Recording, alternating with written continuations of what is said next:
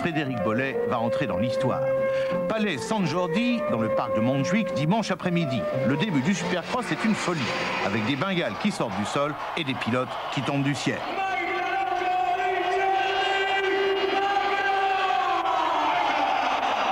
Il s'agit de la première manche du championnat du monde de Supercross, où les Américains ont débarqué en masse. Ils sont 11 et ce sont les 11 meilleurs.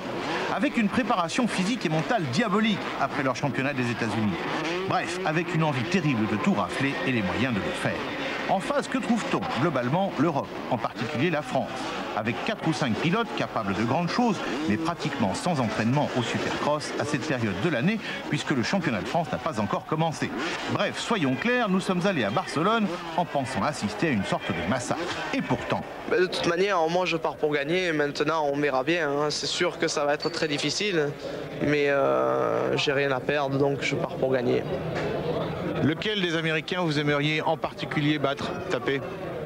McGrath, bien entendu, puisque c'est le champion US. Puis bon, on l'a vu tout à l'heure à l'œuvre, il est vrai que c'est lui qu'il faut battre, c'est l'homme à battre ce soir. Il est prenable? Oui, bien sûr, personne n'est imprenable, et tout le monde est prenable. De toute manière, moi je pars pour.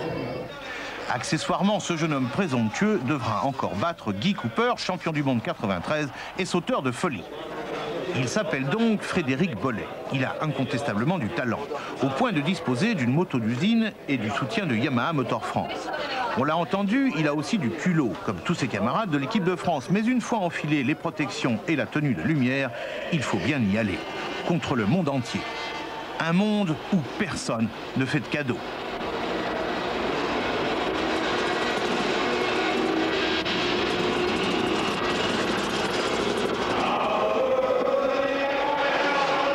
Et ça commence très mal. En quart de finale, notre futur, mais pas encore héros, le numéro 15, part dernier. Position tragique qui n'a qu'un seul avantage, on ne peut que remonter. Ce que fait le jeune Bollez. Au fil des tours, on croit même qu'il va réussir la qualification en demi-finale. Ce qui finit encore plus mal par un accrochage avec Cooper.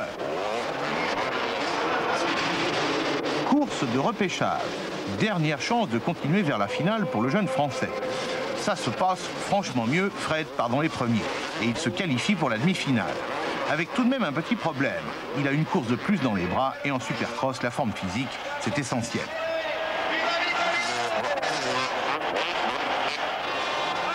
Demi-finale, l'équipe Honda, l'invincible Armada Rouge, réagit très fort.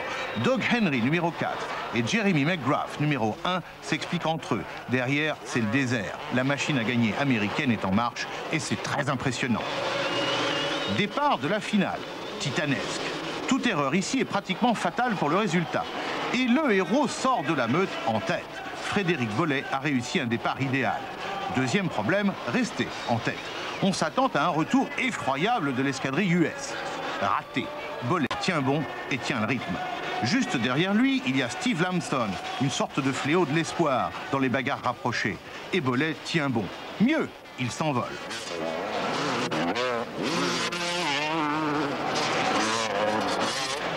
Alors, Doug Henry et Jeremy McGrath attaquent. Façon, on a fini de rigoler, maintenant on s'en occupe.